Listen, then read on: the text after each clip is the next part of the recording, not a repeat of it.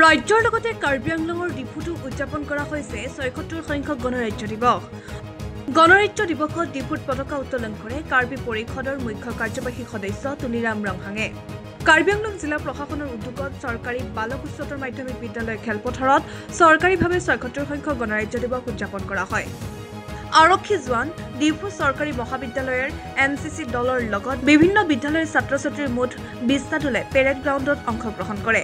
তাৰোপৰি বিভিন্ন সাংস্কৃতিক দলে নিজৰ কলাকৃষ্টি প্ৰদৰ্শন কৰি উলহ মালহেৰে ৭৬ সংখ্যক গণৰাজ্য দিৱস উদযাপন কৰে।